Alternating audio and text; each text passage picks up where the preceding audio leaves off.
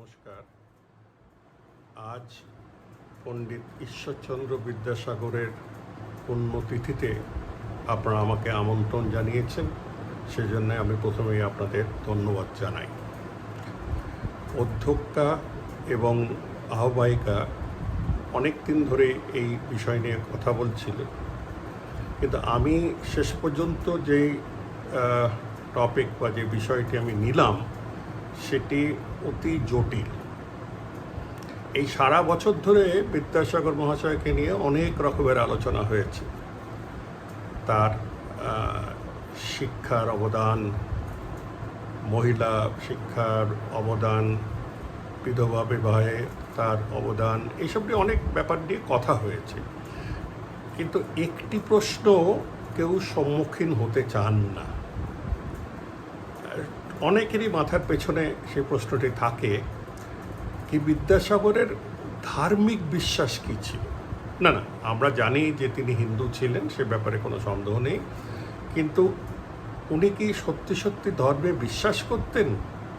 না এক কথায় যেটি অনেক সমালোচকেরা বলেন যে তিনি নাস্তিক ছিলেন। দেখুন, এই প্রশ্নটির উত্তর বার করতে গেলে অনেক ঘেঁটেও আমি সত্যি সদুত্তর পাইনি, কিন্তু আমি সেই তথ্যগুলো আপনাদের সামনে রাখব দেখার জন্যে। আপনারাই বিচার করুন যে পণ্ডিত ঈশ্বরচন্দ্র বিদ্যাসাগর আসলে কোন ধর্মে বিশ্বাস করতেন। এই নিয়ে উনি জীবিত থাকাকালীনও অনেক রকমের সমালোচনা, অনেক রকমের কটু কথার সম্মুখীন হতে হয়েছে, এবং অনেকেই সরাসরি মুখের উপর বলে দিয়েছেন যে উনি তো ব্রাহ্মণও না, নাস্তিক পুরোপুরি। অতএব তার সাথে তার ব্যাপারে কথা বলে কোনো লাভ নেই আমাদের। এখন এটি কি সত্য? এর জন্য আমরা যদি লিখিত তথ্যে যাই, উনি মারা যাওয়ার কয়েক বছরের মধ্যে ওনার ভাই শম্ভুচন্দ্র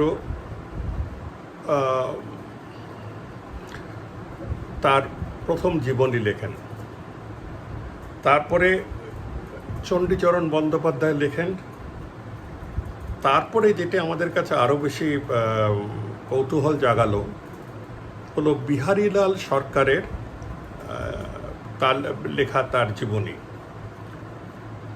এর কয়েক বছর পরেই 1902-এ এই বিহারীলাল সরকারের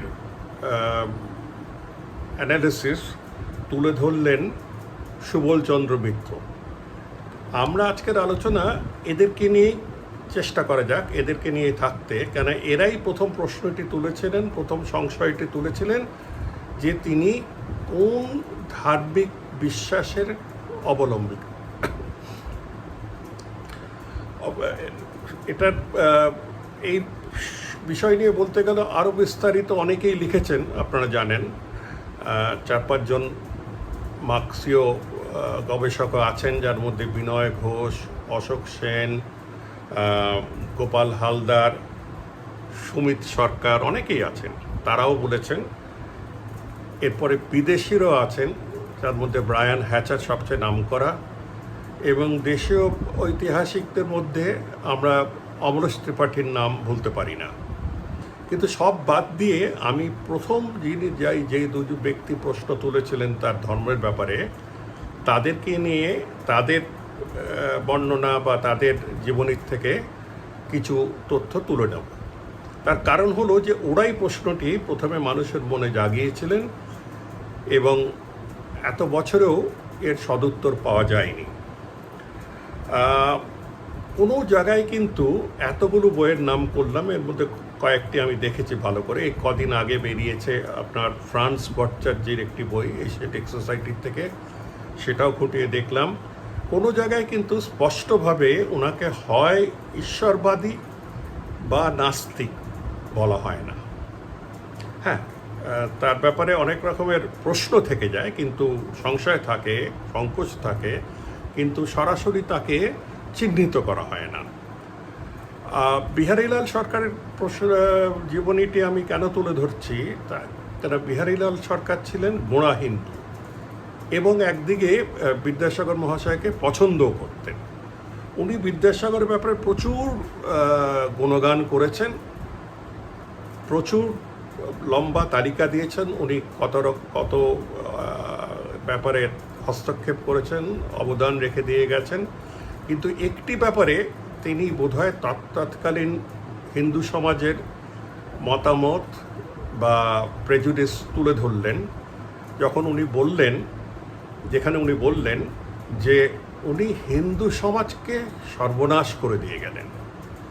এখন এই হিন্দু সমাজ যার কথা তিনি বলছেন, এটা কিন্তু তিনিও পুরোপুরি বোঝেননি বোধহয়, যে এই হিন্দু সমাজ কিন্তু উচ্চবর্ণীয় হিন্দুদের, মানে ব্রাহ্মণ, বৈদ্য, কায়স্থ, বণিক, এদেরকে নিয়ে এই সমাজ, যারা বাংলার 10-11% মানুষ, তাদের সমাজটাকেই তিনি হিন্দু সমাজের সাথে গড়িয়ে ফেলেছিলেন। যাই হোক,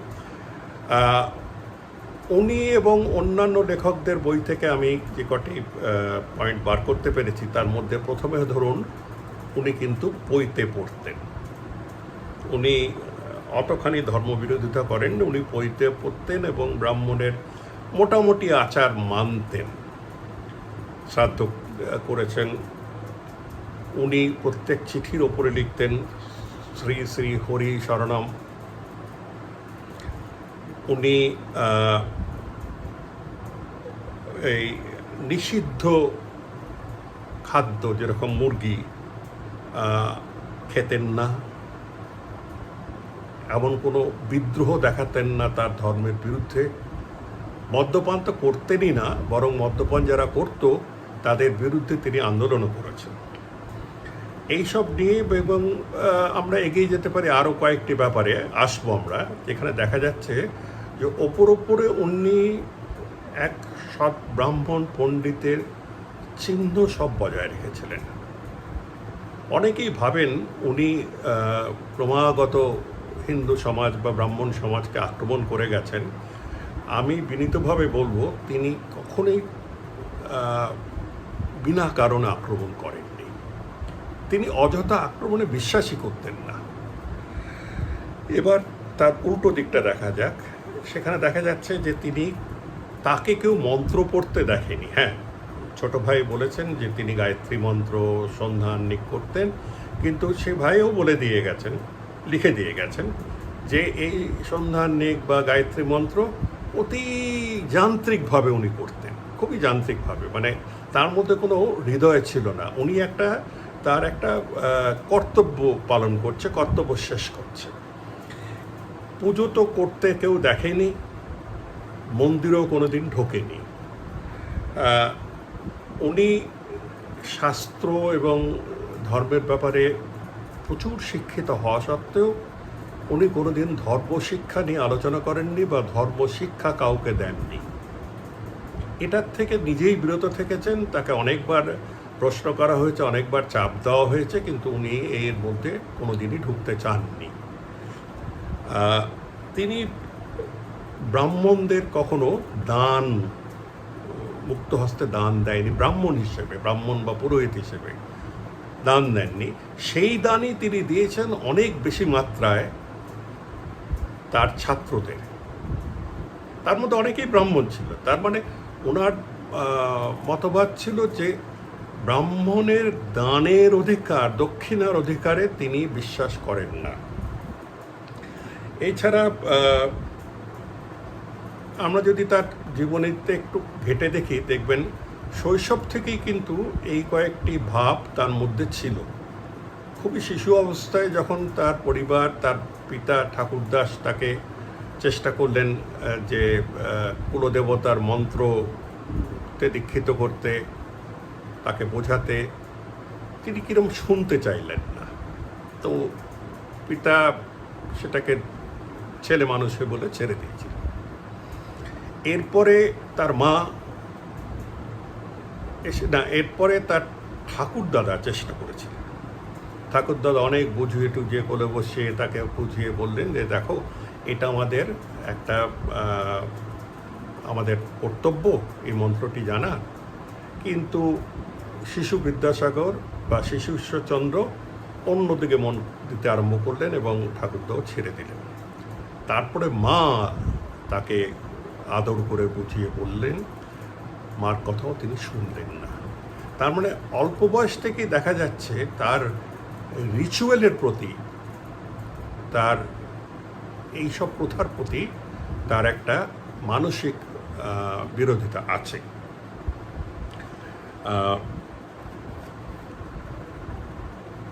বিদ্যাসাগর মহাশয়কে রামমোহনের সাথে বারবার তুলনা করা হয় এবং তাদের মধ্যে কিছু মিলও আছে, কিন্তু প্রধান পার্থক্য হলো যে রামমোহন এবং তারপরে কেশবচন্দ্র, যাকে পণ্ডিত ঈশ্বরচন্দ্র খুবই সমীহ করতেন, তারা কিন্তু হিন্দু ধর্ম ছেড়ে দিল, হিন্দু ধর্ম থেকে আলাদা হয়ে গেল, ব্রাহ্ম সমাজে চলে গিয়ে তারা পৃথক হয়ে গেল। বিদ্যাসাগর মহাশয় দেখলেন যে তাতে কিন্তু তাদের ক্ষতি হয়েছে, একতরফে ক্ষতি হয়েছে। কেন? বৃহত্তর হিন্দু সমাজ তাদেরকে পরপর হিসেবে দেখতে আরম্ভ করল। সেই থেকেই বোধহয় বিদ্যাসাগর মহাশয়ের মাথায় এটি এলো যে কখনোই হিন্দু ধর্ম কাঠামো বা হিন্দু ধর্মর চৌহদ্দি ছাড়বেন না। কিন্তু রামমোহন রায়ের সাথে তার যে মিল, সবচেয়ে বড় মিল হলো যে দুজনেই যুক্তিবাদী ছিলেন। রামমোহনের ক্ষেত্রে আমরা জানি তিনি কোন ঈশ্বরে বিশ্বাস করতেন, বিদ্যাসাগরের ক্ষেত্রে আমরা জানি না। এবং দুজনেই শাস্ত্রের গভীর পণ্ডিত ছিলেন এবং শাস্ত্রের পাণ্ডিত্য তারা তুলে তুলে ব্যবহার করেছে হিন্দু ধর্মের সংশোধনের জন্যে, সংস্কার মুক্ত করার জন্যে। তারা স্মৃতি বেদ এই নিয়ে হিন্দু ধর্মর গোঁড়ামি বানায়নি, তারা উল্টোটা করেছে। দুজনেই ধার্মিক পুঁথি ব্যবহার করেছেন তাদের নিজেদের মিশনের জন্যে। এখানে একটি কদিন আগে এশিয়াটিক সোসাইটির একটি ভাষণে আমার বন্ধু প্রফেসর সুকান্ত চৌধুরী বললেন যে না, এদের মধ্যে একটা তফাৎ আছে। রামমোহন আগে শাস্ত্র গুলিয়ে তারপরে একটি মতামত নির্ধারণ করতেন।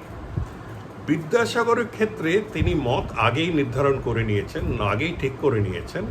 পরবর্তীকালে গিয়ে তিনি পুঁথি ঘেঁটে দেখতেন, তিনি শাস্ত্র ঘেঁটে দেখতেন তার জন্যে কি সাক্ষ্য প্রমাণ বা তার জন্য কতখানি সাপোর্ট পাওয়া যায়। যদি এইটাই যদি সত্যি হয় তবে দুজনের মধ্যে আরেকটি পার্থক্য দেখা দিচ্ছে। এছাড়া বিদ্যাসাগর মহাশয় হিন্দু ধর্মের মৌলিক কয়েকটি বিশ্বাস, যার মধ্যে শুদ্ধ অশুদ্ধ, পবিত্র অপবিত্র, এতে একেবারেই বিশ্বাস করতেন না। এই আচারে যারা বিশ্বাস করেন না বা করতেন না তখনকার দিনে, তাদেরকে সরাসরি আক্রমণ করা হতো, তাদেরকে ম্লেচ্ছ এবং অচ্যুত বলে হিন্দু সমাজ সরিয়ে দিত। কেন? হিন্দু সমাজ এই ব্যাপারে খুব গোঁড়া ছিল যে তাদের এই আচারটুকু মানতে হবে, এঠো কাঠো, এঠো শুদ্ধ অশুদ্ধ, এটা মানতে হবে। উদাহরণস্বরূপ আমি বলি যে যখন কলকাতায় কলেরার মহামারী হলো, তখন বিদ্যাসাগর মহাশয় তার নিজের বাড়িতে কিছু লোককে তুললেন, তাদের জাতপাত না জিজ্ঞেস করি, এবং কলেরা পেশেন্টদের যখন তাদের অবস্থা যখন খারাপ হতে চলল বা তারা যখন তখন মলমূত্র পরিত্যাগ করতেন, বিদ্যাসাগর মহাশয় নিজে হাতে গিয়ে সেই মলমূত্র পরিষ্কার করেছেন। অতএব কোনটি পিওর, কোনটি ইমপিওর, কোনটি শুদ্ধ, কোনটি অশুদ্ধ, কোনটাতে ক্ষতি হয়, এসবে একদম বিশ্বাস করতেন না। আশ্চর্য! তখনকার দিনে উনি করে এসছেন, আজ থেকে কত শত বছর আগে। ওনার কাছে মানব সেবাই ছিল তার বিশেষ ধর্ম। এটি বারবার আমাদের মনে রাখতে হবে যে তার ধর্ম যদি খুঁজে বেড়াতে হয় তবে আমরা এক কথায় বলতে পারি মানব সেবা। কিন্তু মানব সেবাকে তো ধার্মিক আপনার বিশ্লেষণের মধ্যে ফেলা যায় না। অতএব ওই আমাদের ওই বাইনারিটি চলে এলো যে তিনি নাস্তিক ছিলেন, অ্যাগনস্টিক ছিলেন, এই নিয়ে অনেকবার কথা হয়। এবার বিদ্যাসাগরকে অনেক সময় ব্রাহ্মণ বিরোধী বলে আক্রমণ করা হয়েছে। তার প্রমাণ বা নিদর্শন হিসেবে আমরা বলতে পারি, তিনি যখন তার বাবাকে নিয়ে কাশী গিয়েছিলেন, বাবাকে দেখতে কাশী গিয়েছিলেন, মাকে নিয়ে গিয়েছিলেন, সেখানকার ব্রাহ্মণেরা ঘিরে ধরেছিল দানের জন্যে, পুণ্যের জন্যে, তাকে পুণ্য দেওয়ার জন্যে। তিনি বললেন, পুণ্য কেনা যায় না এরমভাবে, আর আমি কোনো দানই করবো না আপনাদের। ক্ষিপ্ত ব্রাহ্মণেরা জিজ্ঞেস করলো, তার মানে কি আপনি বিশ্বেশ্বর অন্নপূর্ণার কাছে এসে পুণ্য নিতে চান না, আশীর্বাদ নিতে চান না? বিদ্যাসাগর সরাসরি জবাব দিলেন যে আমার কাছে ভগবান আমার বাবা এবং আমার মা।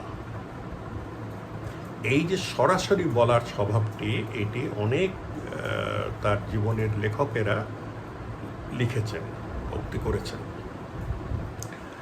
কাশীতে এই ঝগড়ার পরেও, হ্যাঁ, এই ঝগড়ার পরে ব্রাহ্মণ সমাজ তো তার ব্যাপারে গালমন্দ করবেই, এই নিয়ে আশ্চর্যের কিছু নেই।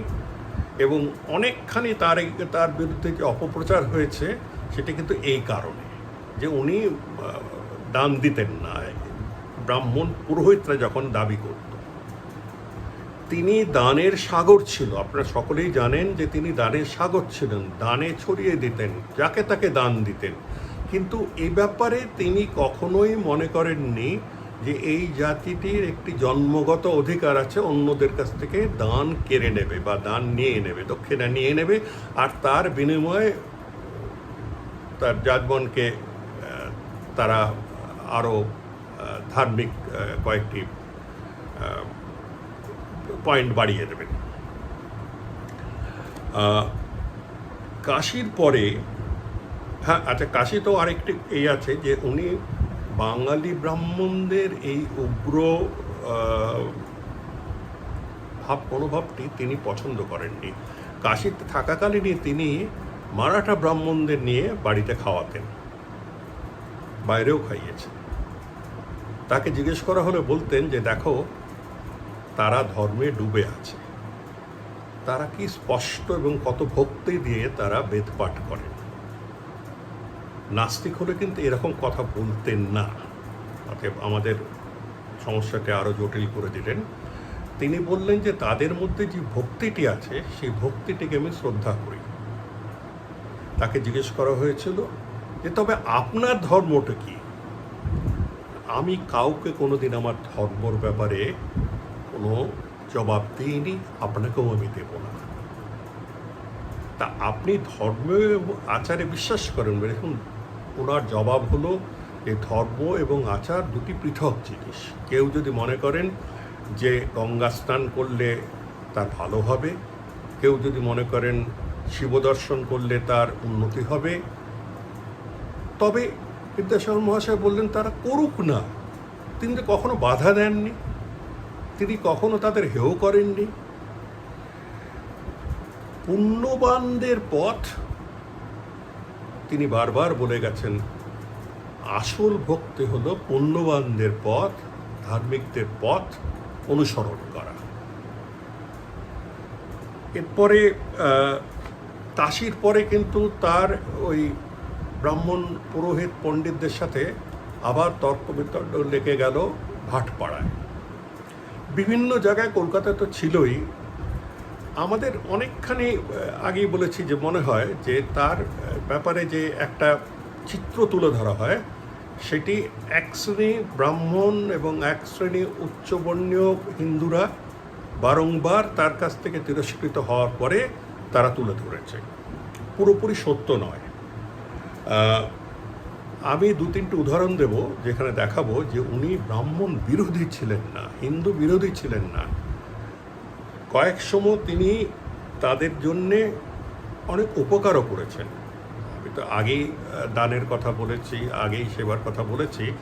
তাছাড়াও ধরুন বোর্ড অফ রেভিনিউ একবার তাকে জিজ্ঞাসাবাদ করলেন যে আপনি তো শাস্ত্রের পণ্ডিত, আপনি বলুন যে দেবোত্তর বিক্রি করা যায় কিনা। কারণ মানুষ হিসেবে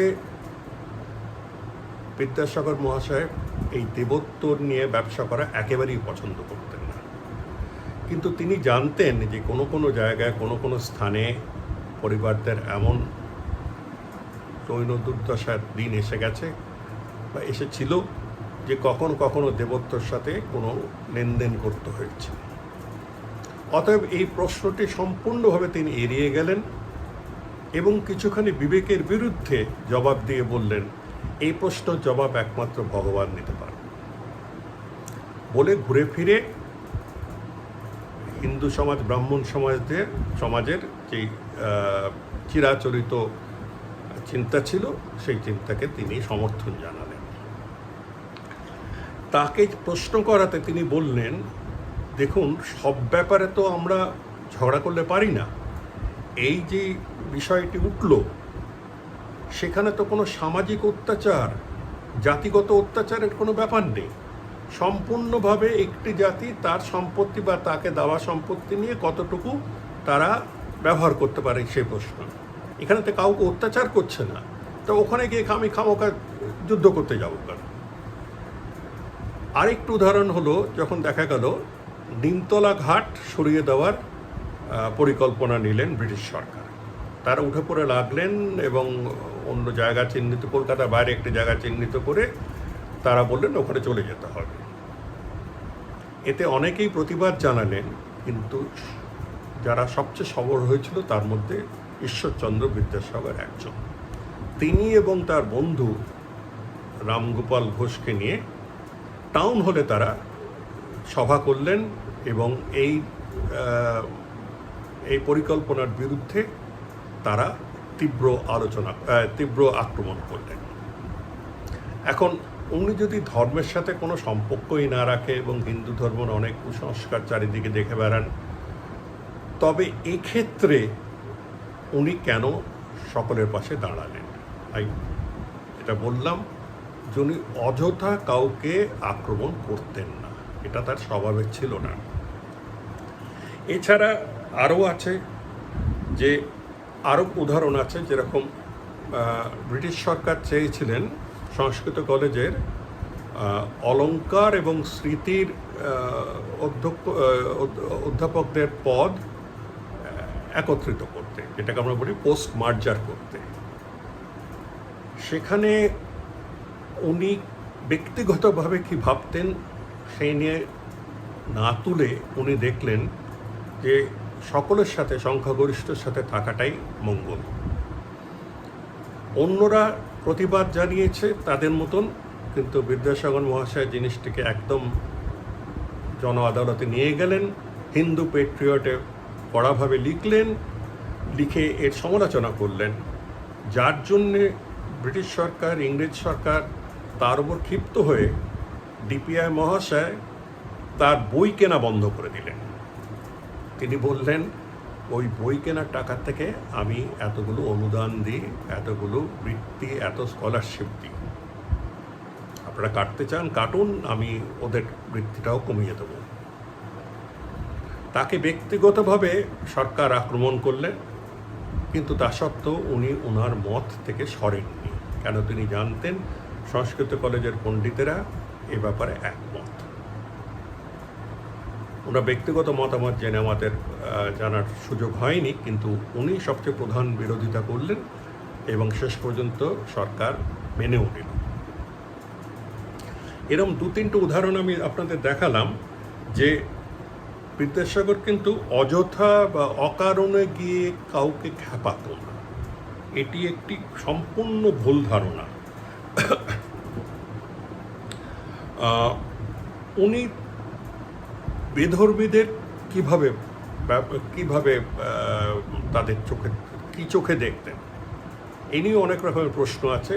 আমরা যে ঔদার্য পরিচয় পেলাম তার থেকে জিনিসটা স্পষ্ট যে উনি জাত পাত ধর্মে বিশ্বাস করতেন না এবং অন্য ধর্মের লোকেদের উনি যথেষ্ট সম্মান দিয়েছেন এবং ধর্মের বিচার করেনি। এটা উচ্চ শ্রেণীর ক্ষেত্রেও যা, নিম্ন শ্রেণীর ক্ষেত্রেও তা। সাহেব মিশনারিরা যখন তার কাছে আসতেন বা তার সাথে মিশতেন, তিনি কখনো কোনো বিভেদ রাখেননি। তিনি একেবারে সমপর্যায়ে তাদের সাথে কথাবার্তা বলেছেন। মাইকেল মধুসূদন, যাকে নিয়ে এত সমালোচনা, এত বিতর্ক হলো কলকাতা শহরে, মাইকেলের পাশে দাঁড়িয়েছিলেন এবং মাইকেলকে একমাত্র আসল সাহায্য ইংল্যান্ডের তিনিই করেছিলেন। মাইকেল অনেককে লিখেছেন, মাইকেল মধুসূদন দত্ত অনেককে লিখে সাহায্য চেয়েছিলেন, কিন্তু বিভিন্ন কারণের জন্যে তারা দেয়নি তাকে। তিনি বিদ্যাসাগর মহাশয়কে লেখার পরেই বিদ্যাসাগর মহাশয় তাকে সাহায্যটি পাঠালেন। এবং শুধু সাহায্যের জন্য আমরা বলছি না, আমি বলছি এই জন্যেই যে মাইকেল মধুসূদন দত্ত বা রেভারেন্ড কৃষ্ণমোহন বন্দ্যোপাধ্যায়, যার কাছেই হোক, যে খ্রিস্টানদের উনি কোনো অন্য চোখে দেখতেন না এবং তাদের বিরুদ্ধে বা তাদের ধর্মের বিরুদ্ধে কোনো কথা বলতেন না। একই ব্যাপার মুসলমানদের ক্ষেত্রে। উনি বোধহয় প্রথম ধর্মনিরপেক্ষ প্রবক্তা ছিলেন, ধর্মনিরপেক্ষতার প্রবক্তা ছিলেন। এই ব্যাপারে বিহারীলাল সরকারও বারবার বলে গেছেন যে মুসলমানদের উনি অনেক খাতির করতেন। এই মুসলমান খাতের নিয়ে এখন কত রকমের তর্ক বিতর্ক চলে। একটি ছোট গল্প আছে, আবার সেই ওই জীবনীর থেকেই বলছি, যেখানে উনি গঙ্গার ঘাট থেকে ফেরার সময় দেখেন এক বৃদ্ধ মুসলমান ভিক্ষুক তার স্ত্রীর উপর ভর করে চলছেন এবং ভিক্ষা চাইছেন। উনি কিছু টাকা বার করে তার হাতে দিলেন, তার কাঁধে হাত রেখে বললেন, আচ্ছা বলুন তো, আপনার খুব কষ্ট হচ্ছে না? বললেন, না, এই তো দিলেন আপনি। বলে, না না, এতে তো আপনার কিছুক্ষণ খাবার মিটে যাবে, কিন্তু আপনার সত্যি বলুন তো, প্রাণ থেকে কি খেতে ভালো লাগছে, যে কি খাবার আপনি খাওয়ার স্বপ্ন দেখেন? মুসলমান ভদ্রলোক হেসে বললেন, ওই ফুলকো লুচি খাইনি অনেকদিন, আর সাথে একটু মিষ্টি দই। ফুলকো লুচি আর মিষ্টি দই খাওয়াবার জন্য তিনি হাত ধরে তাদের নিয়ে গেলেন নিজের বাড়িতে। সেখানে বসিয়ে কন্যাকে বললেন রান্না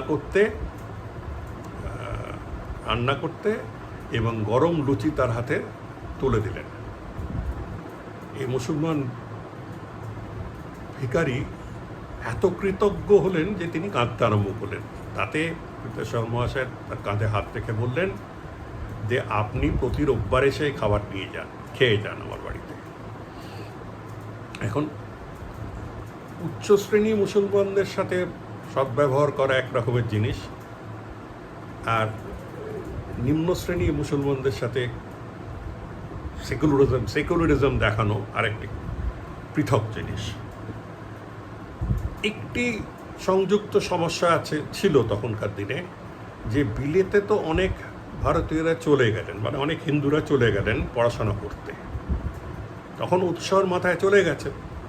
দেশে যখন ফিরলেন তাদের কিন্তু হিন্দু সমাজ অন্য চোখে দেখতে আরম্ভ করলো এবং তাদের একঘরে করে দিল। এই বিলেত ফেরত ছাত্রদের সমাজে ফিরিয়ে আনার জন্যে বিদ্যাসাগর মহাশয় আরেকটি প্রচেষ্টা তুললেন এবং তার মধ্যে তার এই বিলেত ফেরতদের জন্যে যেই প্রোগ্রাম, তার সবচেয়ে বেশি উপকৃত হলেন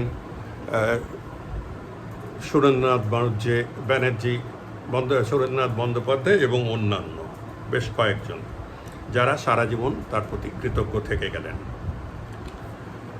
উনি কিন্তু হিন্দু দর্শনের ব্যাপারে বিদ্যাসাগর মহাশয় যথেষ্ট পড়াশোনা করেছিলেন, কিন্তু উনি সরাসরি মতামত দিতে একদম থামেননি। ওনাকে যখন জিজ্ঞেস করা হয়েছিল যে আপনি হিন্দু দর্শন থেকে কি বুঝলেন, উনি সরাসরি জবাব দিয়েছিলেন, ভাই, পণ্ডিতেরা যা বুঝেছে তারা তাই বুঝেছে, কিন্তু আমাদের বুঝে উঠতে পারিনি হিন্দু দর্শনের কি কি জিনিস আমাদের ঠিক করে পড়া উচিত। এরমভাবে সরাসরি মতামত দেওয়ার লোক খুব কম ছিল। এবার আপনারা অনেকেই বোধহয় জানেন ঠাকুর রামকৃষ্ণর সাথে তার একবার দেখা হয়েছিল।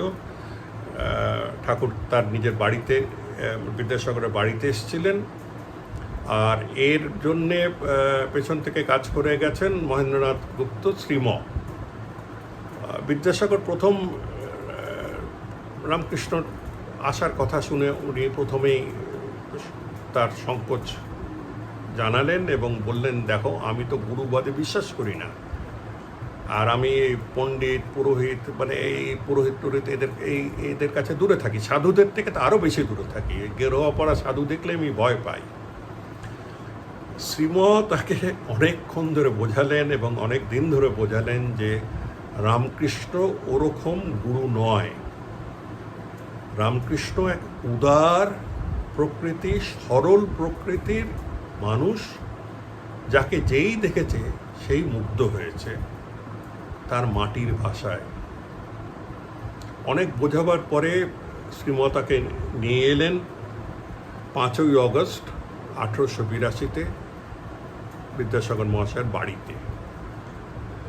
এখন শ্রীমরও একটি ভয় ছিল যে বিদ্যাসাগর কয়েক সময় কটু কথা বলে ফেলতেন এবং তার থেকে প্রায় 16-17 বছর ছোট ঠাকুর রামকৃষ্ণ কিছু না বলে ফেলেন বা তার প্রতি যথেষ্ট সম্মান যদি না দেখান।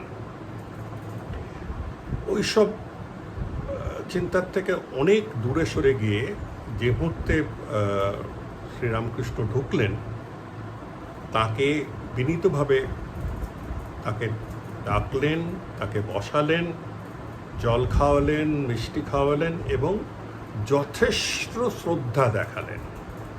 এটি কিন্তু বিদ্যাসাগর মহাশয় অন্য অনেক শ্রেণীর কাছে দেখাতেন না বা দেখাবার প্রয়োজনীয়তা মনে করতেন না। তিনি ঠাকুর রামকৃষ্ণের সাথে কথা বলে তিনি তার কথাবার্তা এবং তার বাণী ভালোই লাগলো।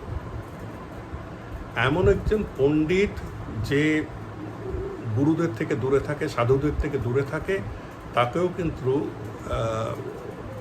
শ্রীরামকৃষ্ণ তাকেও কিন্তু বসে না হলেও তাকে সন্তুষ্ট করতে পেরেছিল। অনেকেই জানেন যে রামকৃষ্ণ তাকে জ্ঞানের সাগর বলে সম্বোধন করেছিলেন। তার জবাবে বিদ্যাসাগর বলেছিলেন, এই সাগর থেকে আপনি কিন্তু শুধু পাবেন, নুন পাবেন।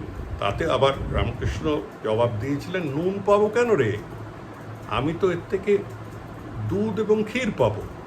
এইসব নিয়ে তাদের মধ্যে কথা বিনিময় হয় এবং রামকৃষ্ণকে তার ধর্মের ব্যাপারে জিজ্ঞেস করাতে তিনি বললেন যে তিনি ভণ্ড পণ্ডিতদের, ভণ্ড পুরোহিতদের, ভণ্ড ব্রাহ্মণদের বিরুদ্ধে, যাদের মোহ বাসনা কামনা রেখে তারা তাদের পেশা চালিয়ে যাচ্ছে। এতে বিদ্যাসাগর নিশ্চয়ই খুশি হলেন। আর তারপরে উনি তাকে বললেন যে জ্ঞানের সাথে সাথে কিন্তু আমাদের চেষ্টা করা উচিত একমাত্র ব্রহ্মার কাছে পৌঁছতে। অন্য দেবদেবীরা বা অন্য বেদ পুরাণ তন্ত্র এত লোকের মুখে চলেছে যে এখন সেগুলো সব উচ্ছিষ্ট হয়ে গেছে, এটা হয়ে গেছে। এর থেকে উনি আবার এগিয়ে গিয়ে বললেন যে দেখো, নির্লিপ্ত থাকাটা, দুনিয়াতে থেকেও দুনিয়ার সাথে না থাকা, কোনো মোহ না রাখা, এটাই হলো আসল ধর্ম। এতেও বিদ্যাসাগর মহাশয় খুশি হলেন। বিদ্যাসাগর রামকৃষ্ণ পরমহংস ফিরে গিয়ে শ্রীমকে বলেছিলেন এবং শ্রীমত সব কিছু নোট করে রাখতেন যে দেখো, এই পণ্ডিত কিন্তু জ্ঞানের ভাণ্ডার, জ্ঞানের সাগর। এই পণ্ডিত কিন্তু দানের সাগর, কিন্তু এর অন্তর্দৃষ্টির অভাব আছে। তাকে ধ্যান করতে বলো, মানে কিছুখানি ধার্মিক আচারে ফিরে আসতে বলো। যাই হোক, এই দুজনের মধ্যে এর থেকেও দেখা যাচ্ছে যে বিদ্যাসাগর মহাশয় যে একেবারে পুরোপুরি গুরু সাধুদের থেকে একদম দূরে থাকতেন তা নয়, যোগ্য ব্যক্তি পেলে তাদের কথাও শুনতেন, বাড়িতেও ডাকতেন। একটি প্রশ্ন আমাদের সকলের কাছে আসে যে তিনি কি ব্রাহ্ম হয়ে গিয়েছিলেন? এ ব্যাপারে তার এক ছাত্র ব্রাহ্ম হওয়ার পরে তাকে এসে প্রণাম করে বললেন যে আপনার উৎসাহে আমি হয়েছি। অবাক হয়ে বললেন যে বাপু, আমি কিন্তু ব্রাহ্ম নই।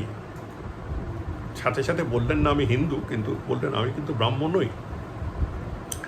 ব্রাহ্ম সমাজের প্রতি তিনি আকৃষ্ট ছিলেন। তখনকার দিনে যথেষ্ট যে কোনো চিন্তাশীল ব্যক্তি এই আকর্ষণ বোধ করতেন। তিনি দেবেন্দ্রনাথ ঠাকুর এবং কেশব সেনের কথা শুনে মোহিত হতেন। তখনকার দিনে বা তারপরে দেখা গেল, আমরা দেখেছি যে স্বামী বিবেকানন্দ, নরেন্দ্রনাথ দত্ত এই ধর্মের প্রতি খুবই আকৃষ্ট হয়েছিলেন। কিন্তু উনি সভাতে যেতেন, বক্তৃতা শুনতেন, কিন্তু অন্যরা যেন একটু পরে গিয়ে ব্রাহ্ম সমাজে তারা ঢুকে যেত, তারা ব্রাহ্ম ধর্ম মেনে নিত। উনি কিন্তু কোনোদিনই হিন্দু ধর্ম ছাড়েননি, অন্তত হিন্দু ধর্মের তার যে ঔপচারিক রূপ সেটা পরিত্যাগ করেননি। অনেকেই ভাবতেন, কিন্তু ব্রাহ্ম সমাজের যুক্তিবাদ বা ব্রাহ্ম সমাজের চিন্তাধারা দিয়ে তিনি যথেষ্ট প্রভাবিত হয়েছিলেন, এ ব্যাপারে কোনো সন্দেহ নেই। তাকে মহর্ষি দেবেন্দ্রনাথ কিছুকে দেখতেন, খুবই স্নেহ করতেন এবং তাকে খুবই বিশ্বাস করতেন।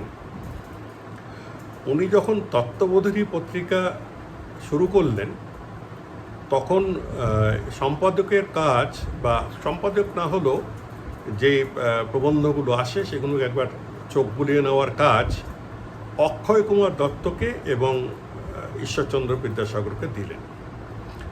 অক্ষয় কুমার দত্ত খুব নামী নিরীশ্বরবাদী ছিলেন, নাস্তিক ছিলেন, সেটা দেবেন্দ্রনাথও জানতেন, কিন্তু আবার একদিকে ব্রাহ্মও ছিলেন। বিদ্যাসাগরের ব্যাপারটা একটু গোলমেলে বোঝা মুশকিল, কিন্তু একবার শ্রী রাজনারায়ণ বসুর একটি প্রবন্ধ, যেটি মেদিনীপুরে খুবই প্রচলিত হয়েছিল, সেই প্রবন্ধকে এরা দুজনে গ্রহণ করতে সম্মতি দিলেন না।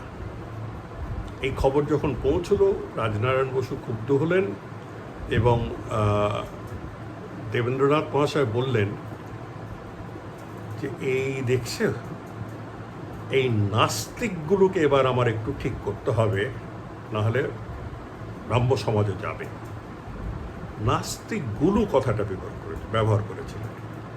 শুধু নাস্তিক বললে আমরা বুঝতে পারতাম যে তিনি অক্ষয় কুমার দত্তর কথা বলছেন। নাস্তিকগুলো বলতে আমরা ধরে নিতে হবে যে বিদ্যাসাগরকেও তিনি নাস্তিকই মনে করেছিলেন। তা আমরা দেখতে পাচ্ছি যে তিনি এই ব্যাপারে অনেক লোকের ধারণা ছিল যে তিনি নাস্তিক। তবে আসলে কি ছিলেন তিনি? যদি নাস্তিকও না হয়, ধর্মবিশ্বাসী ধার্মিকও না হয়, প্রশ্নবাদী না হয়, যাদেরকে বলে যুক্তিবাদী না হয়, বা যুক্তিবাদী তো ছিলেন, এতগুলোর মধ্যে তার আসল বিশ্বাসটি কী ছিল?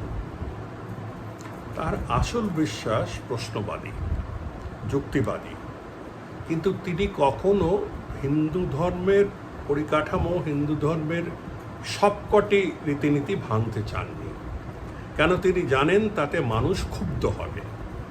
তার সীমিত উদ্দেশ্য ছিল যে কুলীন বহুবিবাহ বন্ধ করা, বিধবা বিবাহ চালু করা। এখানে তিনি শাস্ত্র ব্যবহার করেছেন এবং হিন্দু ধর্মের সংখ্যাগরিষ্ঠদের কাছে তিনি আবেদন জানিয়েছেন। অতএব ধর্মের থেকে বেরিয়ে গেলে এটা হতো না। তিনি অজ্ঞেয়বাদী থেকে গেলেন। অজ্ঞেয়বাদী বলা যায়, তিনি অজ্ঞেয়বাদী বা অ্যাগনস্টিক থেকেই গেলেন সারা জীবন। আবার কখনো কখনো কিন্তু নাস্তিকতার কাছাকাছি চলে এসলেন।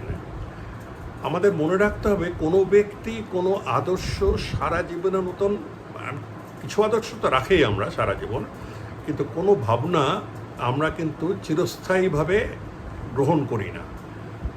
যারা প্রশ্ন করতে শিখেছেন তারা প্রশ্ন করেন নিজের ধারণাকে, এবং অনেকেই দুটি মত তিনটি পথের মধ্যে আস্তে আস্তে এদিক ওদিক তারা যাতায়াত করেন।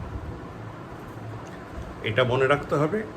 এবং শেষ করার আগে আমি একটি কথা বলবো, যে তাকে সবচেয়ে ভালো বর্ণনা দিয়েছেন বিদেশি গবেষক এবং অধ্যাপক ডেভিড কফ। ডেভিড কফ বলেছেন যে ভারতীয় সেকুলারিজম বা ভারতীয় ধর্মনিরপেক্ষবাদ একটি অন্য শ্রেণীর। বিদেশে বা পাশ্চাত্যে ধর্মনিরপেক্ষ বললে ধর্মের বিরুদ্ধে চলে যেতে হয়, কারণ খ্রিস্টান চার্চ অনেক বছর ধরে তারা যুক্তিবাদের উপর আক্রমণ চালিয়েছে, এবং এখন যাদেরকে উদারপন্থী বা লিবারেল বলা হয়, গণতান্ত্রিক বলা হয়, তারা কিন্তু সেই চার্চের বিরুদ্ধে কয়েক শত বছর ধরে লড়েছে। অতএব পাশ্চাত্যের ধর্মনিরপেক্ষতা হলো ধর্মের বিরুদ্ধে, কিন্তু ভারতবর্ষের ধর্মনিরপেক্ষতা হলো সব ধর্মকে সাথে রেখে কোনো ধর্মের প্রতি কোনো বিশেষ কোনো আকর্ষণ না দেখানো বা বিশেষ কোনো সুবিধা না দেওয়া। এই যে সব ধর্ম মিলিয়ে যাওয়া, মিলে চলা, এটি ডেভিড কফ ঐতিহাসিক প্রথম দেখলেন ঈশ্বরচন্দ্র বিদ্যাসাগরের মধ্যে। এখন এটি আমার বক্তব্য, যে এই ধর্মনিরপেক্ষবাদ মানে ভারতীয় ধর্মনিরপেক্ষবাদ যদি আমরা আগে বুঝতে পারতাম বা এখনও বুঝতে পারি, তবে কিন্তু এখন যত রকমের আমাদের অসুবিধার সম্মুখীন হতে হচ্ছে বা যত রকমের দ্বন্দ্ব ঝগড়া খুনোখুনি দেখা দিচ্ছে, অনেকখানি দুপক্ষের কিছুখানি ভুল বোঝাবুঝির জন্যে। গোঁড়া হিন্দুরা মনে করেন বা হিন্দুবাদীরা মনে করেন যে তাদের যতখানি শ্রদ্ধা আছে ধর্মের প্রতি, সেটা বোধহয় অন্যদের নেই। আর অন্যরা যতক্ষণ পাশ্চাত্য ধর্মনিরপেক্ষতাবাদ মানে ওয়েস্টার্ন সেকুলারিজম সাথে ধরে থাকবে, যেটাকে একসময় বলা হতো নেহরুপন্থী ধরে থাকবে, ততক্ষণ কিন্তু মানুষের থেকে তারা সরে যাবে। সাধারণ মানুষ রামায়ণ মহাভারতে বিশ্বাস করে, আমি আপনি করি কিনা সেটা খুব একটা সামনে তোলা মানে খুব একটা ওদের কাছে ম্যাটার করে না। তাদের ধার্মিক বিশ্বাসকে আমাদের কিছুখানি গ্রহণ করতে হবে, মেনে নিতে হবে। তারা কেন করছে, কি করছে, এত রকমের প্রশ্ন করে, সেখানে রাম জন্মেছিল কিনা এত প্রশ্ন করে যুক্তিবাদীরা কিন্তু নিজেদের সর্বনাশ টানছে। যুক্তিবাদীও থাকা যায়, আবার ধর্মের সাথেও থাকা যায়। এটি পণ্ডিত ঈশ্বরচন্দ্র বিদ্যাসাগর আমাদের শিখিয়েছেন। আর এই পরিস্থিতির মধ্যেও অনেক রকমের উন্নতি করা যায়। এই বলে আমার বক্তব্য শেষ করছি। নমস্কার।